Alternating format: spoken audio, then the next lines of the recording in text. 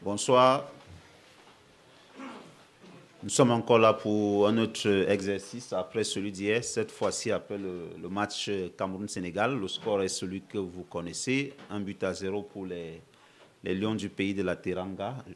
Je suis avec le manager sélectionneur des Lions indomptables du Cameroun pour une dizaine de minutes pour le débriefing du match. Vous connaissez le procédé, la parole à qui veut la prendre et vous vous présentez ou posez votre question.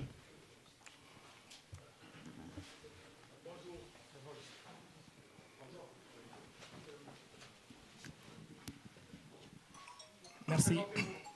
Téléphone en mode avion ou vibra, s'il vous plaît. Bakary Cissé du journal Record Sénégal. Coach, vous venez de perdre le 16e duel entre les deux pays.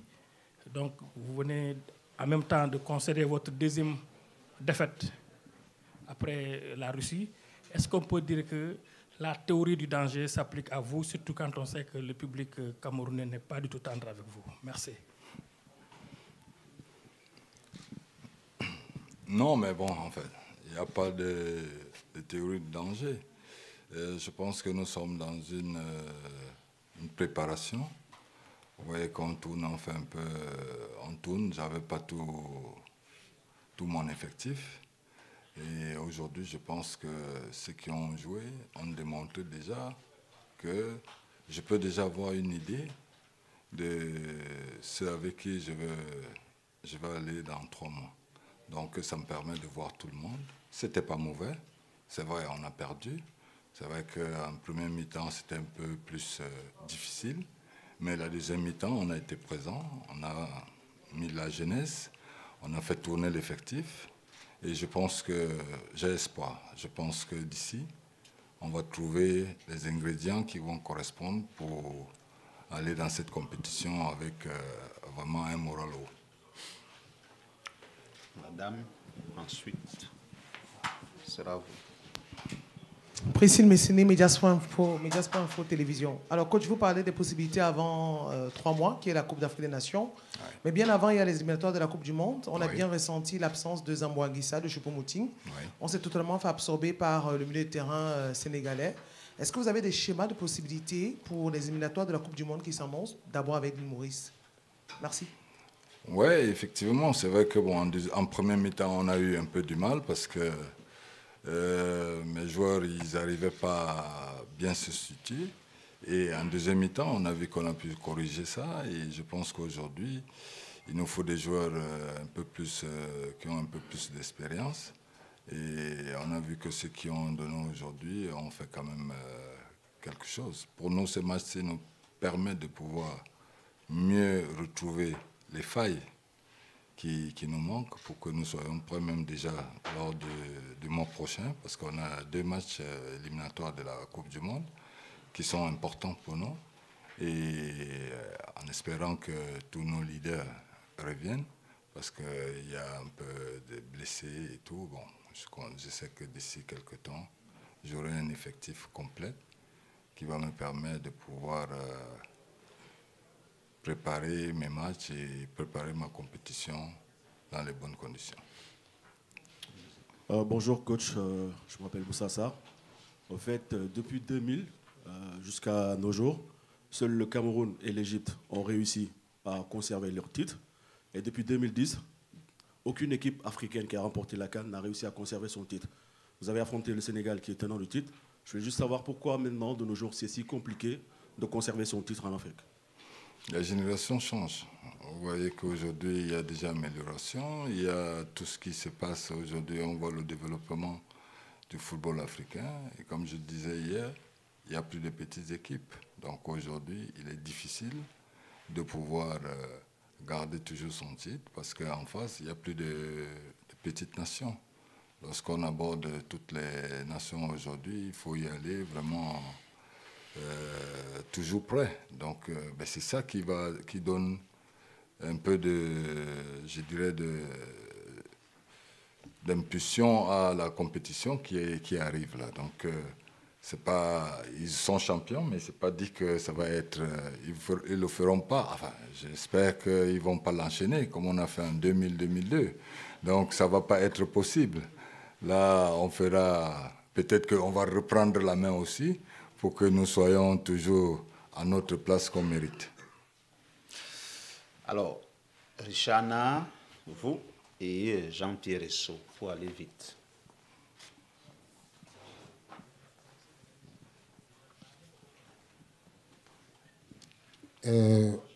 Bonsoir coach, je m'appelle Richard Naha et j'ai une question pour vous.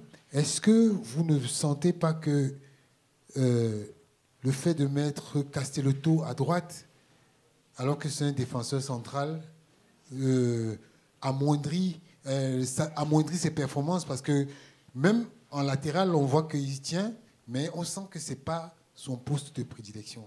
Est-ce que vous voyez est-ce que c'est une expérience que vous allez reconduire? J'ai un effectif aujourd'hui qui est un peu diminué, parce que si vous regardez un peu les joueurs que j'ai, c'est-à-dire à droite, il y avait Faye qui était constamment, mais qui aujourd'hui qui vient de retrouver un club. Et là, nous sommes à la recherche un peu du joueur à ce poste. Et je pense qu'aujourd'hui, en tant que défenseur central que j'étais, parfois je jouais aussi à droite. Bon, ce n'est pas les mêmes réflexes qu'on va avoir, mais je dis, on peut toujours apporter quelque chose au niveau collectif. Et je pense qu'il a fait quand même assez il a apporté ce qu'il pouvait à ce poste-là, même s'il n'avait pas les automatismes d'un latéral droit, parce qu'aujourd'hui nous attendons les latéraux qui sont un peu plus percutants sur le plan offensif, mais déjà il a joué son rôle de pouvoir tenir quand même le coup. Mais bon, on ne sait pas, peut-être que demain je changerai, mais bon, je suis déjà satisfait de ses performances. Merci. Avant-dernier, et ensuite Jean-Pierre Essot. Allez-y. Coach, Romaric Ketong, allez les Lions. On a vu une différence des niveaux assez nette aujourd'hui entre le Cameroun et le Sénégal. D'ici la CAN, comment vous comptez remédier? Comment vous comptez réduire le gap qu'il y a entre les deux sélections? Est-ce que vous comptez vous appuyer par exemple sur un joueur comme Darlin Yongwa qui a montré aujourd'hui qu'il avait les atouts défensifs et offensifs pour prétendre à une place de titulaire? Ce match-ci sert à ça. Ça a permis de voir un peu tout le monde et de pouvoir après prendre des décisions qu'il faut. Il fallait bien qu'il s'exprime. Aujourd'hui, si vous estimez qu'il a fait un bon match, moi aussi je pense. Et c'est pour ça d'ailleurs que je l'appelle tout le temps, parce que je connais ses qualités, je sais qu'il peut être, mais quand on va dans une compétition, on va avec 23 joueurs et les 23 joueurs sont supposés jouer. Donc je pense que j'ai déjà eu le temps qui est avec moi là, le petit temps là, ça m'a permis de voir déjà avec les deux matchs là, les joueurs avec lesquels je pense que d'ici 3 mois, je serai faire la liste de 23, ça sera plus facile. Il faut la poser directement pour qu'on aille vite, parce que c'est la dernière. Je voulais juste demander au coach les nouvelles des joueurs absents. Nous, Tolo, Clinton J, Mbaizo, on ne les a pas vus ici en France. Qu'est-ce qui s'est passé pour eux, nous, Tolo, Mbaizo et Clinton J? Non, ces 3 joueurs, c'est vrai qu'on était ensemble il y a quelques jours. Il y a eu un problème administratif très rapidement parce qu'il fallait leur visa pour qu'ils puissent nous retrouver. Bon, ça a été trop tard, donc bon, c'est juste ça. Et on s'est adapté au collectif qui nous restait, de faire avec ce qu'il y avait. Et je pense que d'ici, ils vont nous retrouver pour que nous continuions nos ambitions. Voilà. Merci. Prochain rendez-vous du Cameroun, c'est dans 4 semaines avec 2 matchs. Un au Cameroun contre l'île Maurice et l'autre face à la Libye, les 2 premières journées des éliminatoires de la Coupe du Monde 2026. Merci à vous toutes et à vous tous et rendez-vous dans quelques semaines. Merci à vous aussi. Mesdames et messieurs, bonsoir. Nous allons démarrer la conférence de presse d'après-match Sénégal-Cameroun, ici au stade Bollaert de Lens. Un match soldé par une victoire du Sénégal, une victoire de 2-0. Et nous sommes avec le sélectionneur Aliou Cissé qui va répondre à vos questions pendant une quinzaine de minutes. La première question, oui, monsieur.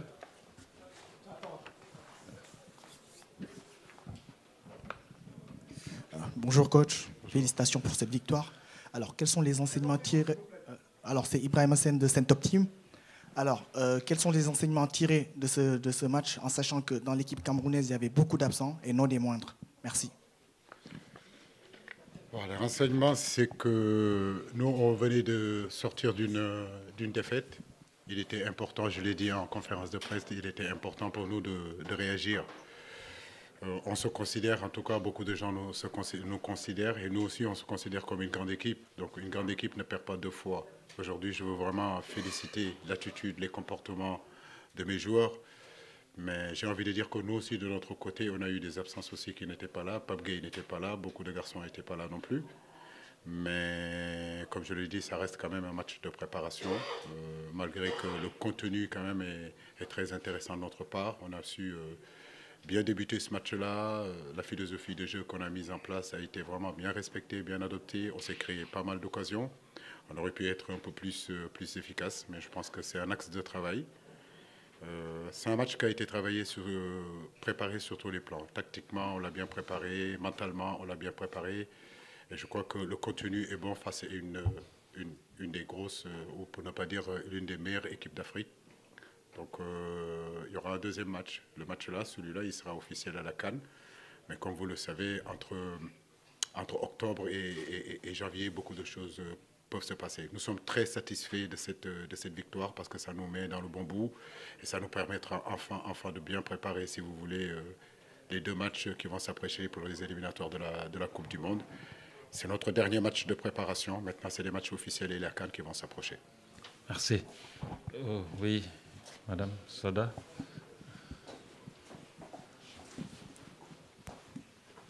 Bonsoir coach, Soda Thiam, RFM. Félicitations d'abord pour cette victoire. Alors coach, aujourd'hui on a vu une équipe du Cameroun un peu attentiste en première période, mais le Sénégal était là en première, même en deuxième période, même si le Cameroun a montré un autre visage en deuxième période. Sur le plan jeu, est-ce que vous avez obtenu ce que vous cherchiez dans ce match et qu'est-ce que vous pouvez nous dire par rapport à la prestation de vos joueurs? Merci. Très, très content de la prestation de mes joueurs, très satisfait de ce qu'ils ont fait. Mais comme je le disais hier avant le match, j'aime la mentalité de ce groupe-là. Notre projet est un projet collectif et comme vous le voyez, on arrive à jouer collectif, on arrive aujourd'hui à mettre les individualités au service de ce collectif-là et à la fin, les individualités marquent, les individualités nous font gagner.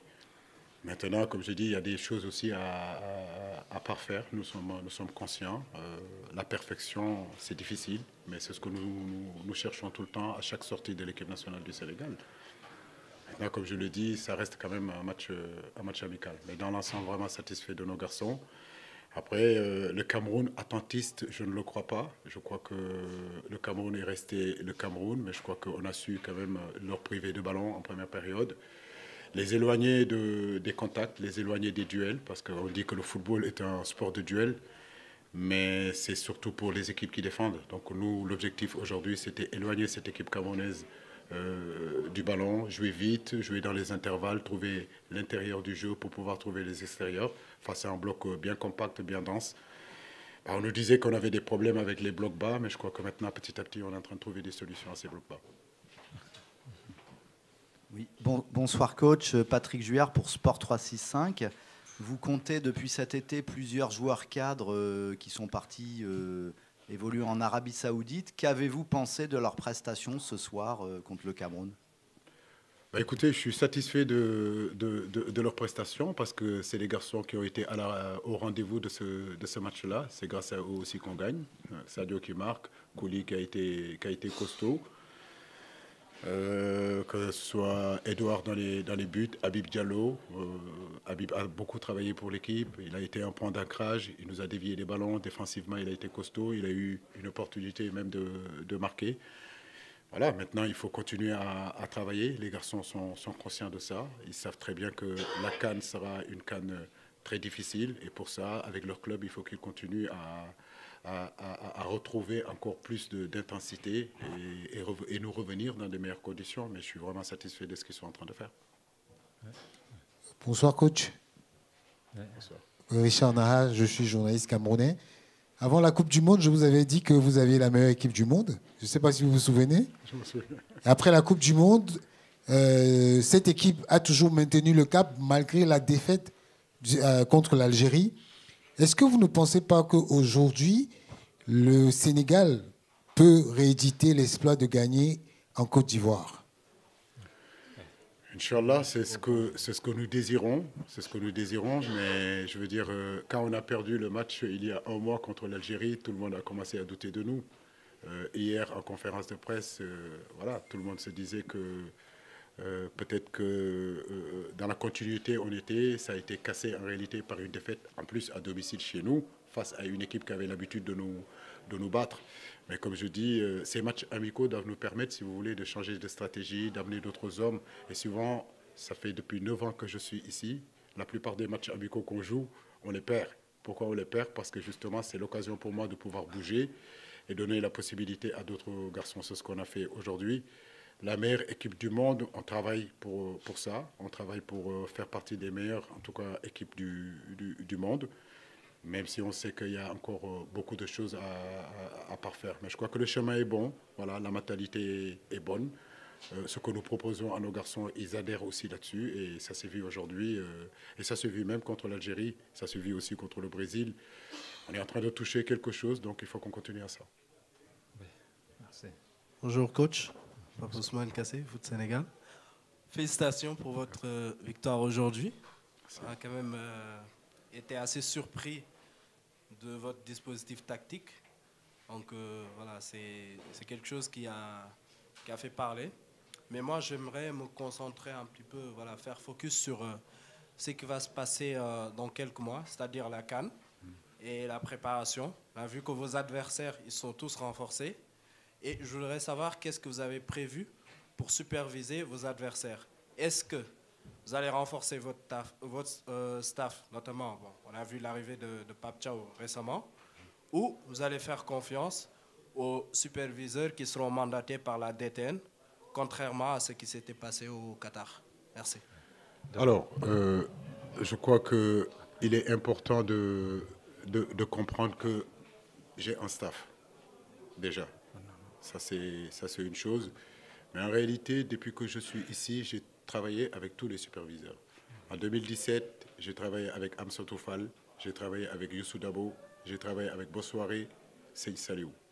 Donc, ça n'a pas changé. En 2018, à la Coupe du Monde, c'était les mêmes qui étaient là, si vous vous rappelez bien. En 2019, en Égypte aussi, c'était les mêmes qui étaient là. Donc, c'est en 2022 qu'on a ramené Demba. J'ai oublié Malik aussi, qui faisait partie aussi de ce groupe-là. Ben écoutez, nous sommes une direction technique. Il y a des décisions que moi, je ne les prends pas. Je suis aussi, j'ai un boss. Ce boss-là, il s'appelle Mayacine Mar. Donc, les supervisions, en réalité, c'est lui qui s'en occupe aussi. Mais moi, je peux lui donner mon avis. Mais le football est vaste. Aujourd'hui, tous les techniciens sénégalais font partie de cette équipe-là.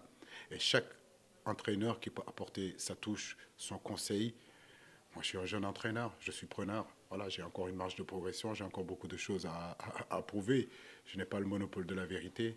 Maintenant, comme je dis, la supervision, ce n'est pas un gros problème. Il ne faut pas en faire un gros problème. Voilà, c'est qu'il y a de la place pour tout le monde, mais il y a d'abord, ce qui est important, c'est d'abord les entraîneurs de la direction technique. Et les entraîneurs de la direction technique, vous l'avez dit, il y a Pape Thiaw, Malik était là, il n'est plus là, Demba était là, il n'est plus là, mais il y a d'autres garçons comme Seyid Saliou aussi. La porte est ouverte, nous sommes nous ken en fait.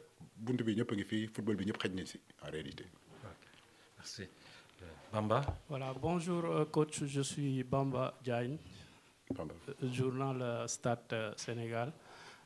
Hier, vous aviez dit en conférence de presse que nous allons tester de nouvelles choses. Aujourd'hui, vous êtes venu avec une défense inédite. Cheikhou Kouyaté en position de pointe basse, que beaucoup avaient décrété d'ailleurs sa retraite. Parlez-nous un peu de ce système-là que vous avez mis en place aujourd'hui. Est-ce que ça va continuer comme ça ou il y aura toujours des changements dans le dispositif? Merci. Voilà. Je pense qu'il n'y a pas de système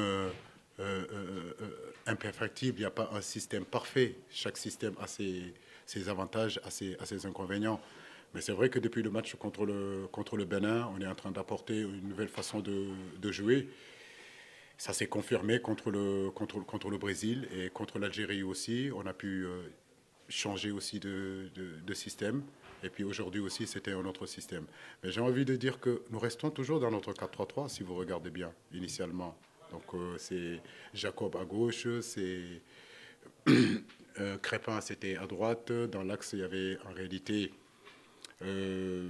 Moussa Niakhaté et Koulibaly. Dans le milieu de terrain, il y avait Cheikhou Kouyaté à sa droite, Pape Matar Sarr à sa gauche, Nampalys Mendy. Et puis nos trois attaquants, Habib, Sadio et Ismaël. Ça n'a pas changé initialement, en réalité. Après, bien sûr qu'on l'a modulé un petit peu par rapport à l'animation. Et comme je le dis, ce qui est important, ce n'est pas vraiment le poste. Ce qui est important, c'est le positionnement. Aujourd'hui, c'est vrai que sur nos sorties de balle, j'ai décidé de se fixer, quand on est haut surtout, de fixer Cheikhou Kouyaté. Mais Cheikhou Kouyaté, à un moment donné, quand on défendait aussi, vous l'avez vu, il intégrait la ligne de 5.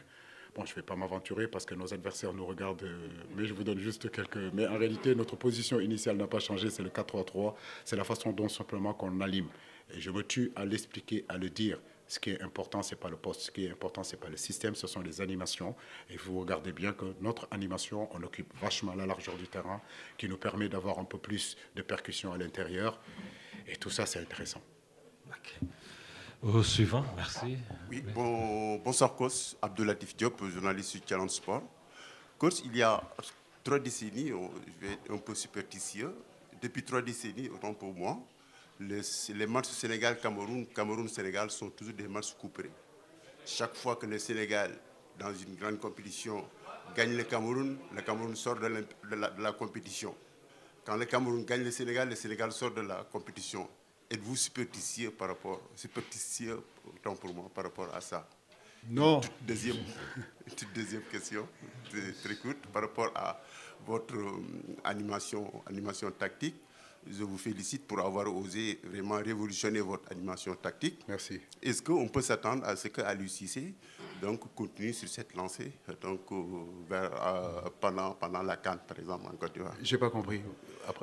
Est-ce qu'on peut s'attendre à ce que vous continuez sur cette lancée, à vraiment nous réserver ces surprises tactiques-là pendant la CAN? Non, mais je pense qu'il faut avoir juste la lecture. C'est une modulation qu'on est en train de faire dans notre 4-3-3, ne date pas d'aujourd'hui. Voilà, c'est pour cela qu'il y a eu beaucoup de débats sur le positionnement de Crépin Diatta. En réalité, c'est une position initiale, mais quand vous avez vu dans le match, Crépin n'a pratiquement pas joué arrière droit, sauf si notre bloc est bas. Voilà, donc, mais sinon, je le dis, je ne veux pas rentrer dans certains détails. Il est important parce que cette conférence de presse est regardée par tous nos adversaires. Cette conférence de presse est regardée par tous nos prochains, comment dirais-je encore, adversaires. Donc c'est pour cela qu'en conférence de presse, il est difficile pour un entraîneur de rentrer vraiment à l'intérieur de ces tactiques. Donc je fuis un peu vos questions. Je sais que vous allez dire Hamoulgat, Hamouldarako. Mais en fait, Raoul. Merci. Merci. Nous prenons la dernière question. S'il vous plaît, oui, la dernière question. Oui, nous espérons. Maintenant, comme je dis, on a eu aussi des périodes un peu difficiles voilà, dans ce match-là, même si ça n'a pas été trop longtemps, parce qu'on a eu pratiquement beaucoup de temps fort dans ce match-là. Mais je sais qu'il y a encore des choses à parfaire, surtout quand notre bloc recule. Parce que voilà, pendant 90 minutes, on n'a pas pu être en haut. Le début de match, je tentais seul à dire que les Camerounais étaient attentistes, mais je pense que c'est notre façon de jouer qui les avait un petit peu dérangés parce qu'on était très haut sur le terrain. On a vraiment coupé, en réalité, on a été dans la coupure du temps, que ce soit Sadio, que ce soit Ismaïla, que ce soit nos pistons sur les côtés pour vraiment essayer de les maintenir très haut. Et ça nous a réussi. Après, c'est vrai qu'après le but, on a reculé un petit peu parce que aussi, par moments, c'est un football qui est exigeant, ce football-là que je suis en train de proposer sur le plan athlétique, sur le plan physique. Et je suis conscient qu'on ne peut pas maintenir notre bloc toujours haut. Il faut qu'à un moment donné aussi, que notre bloc recule un petit peu et qu'on installe notre bloc sur le médian. Mais en réalité, sur ce bloc médian-là, il y a encore beaucoup de choses qu'on doit parfaire. Pourquoi? Parce que reculer notre bloc et rester médian ne veut pas dire qu'il faut rester inactif. Il faut que notre bloc continue à être actif, continue à harceler. Et par moments, on a laissé un petit peu, notamment quand les ballons sont sur les côtés, au Camerounais, la possibilité de mettre les ballons dans l'axe. Heureusement qu'on était en dessous. Mais je crois que l'agressivité là dans le bloc, quand nous sommes médians, il est impératif. Parce que quand on est haut, on sait le faire. D'ailleurs, c'est ça l'ADN du Sénégal. Maintenant, c'est le bloc médian qu'il faut qu'on arrive à travailler. Surtout, une seule question, s'il vous plaît. La toute dernière, oui. Bonsoir, coach. Moussa Sarr. On se crée beaucoup d'occasions en sélection. Ça a été le cas contre l'Égypte à Diamniadio. On s'était créé beaucoup d'occasions. L'Algérie? Non, je parle du match barrage. Barrage. Et contre l'Algérie aussi, et ce soir aussi. On a souvent la possibilité de tuer les matchs très facilement. Est-ce que ça ne doit pas être l'un des prochains chantiers de la sélection? C'est le gros chantier de la sélection. Pourquoi? Parce que c'est très bien de parler tactique, c'est bien de parler de la fluidité du jeu, mais en réalité, tout ça, je veux dire, c'est des préalables. Et dans le football, il y a deux zones. Il y a la zone offensive pour marquer des buts et la zone défensive. Aujourd'hui, sur la zone défensive, on a été quand même bien. On n'a pas pris de but, c'est un clean sheet et ça, c'est à encourager. Parce que quand vous ne prenez pas de but, quand vous défendez bien, vous avez plus de chances de gagner un match. Maintenant, c'est vrai que dans la zone offensive, on devrait nous améliorer par rapport au ratio d'occasion qu'on se crée. On est capable de marquer plus d'un but ou bien de marquer de plus de buts. C'est un axe de travail pour nous, mais je suis sûr et certain qu'on y arrivera. Peut-être que c'est lever un petit peu plus la tête pour glisser la balle, pour ne pas frapper angle fermé. Et puis, quand on est face au but aussi, essayer d'être tueur. C'est vrai que ce match, on aurait pu le tuer. Et quand vous jouez face à des équipes où le bloc il est bas, le plus difficile, c'est de marquer. Mais dès que vous marquez, peut-être que les espaces vont s'ouvrir et on peut vraiment développer notre jeu. Mais c'est vrai que sur le plan efficacité, je reste sur ma fin sur ce match-là par rapport aux occasions qu'on s'est créées. Alors, merci.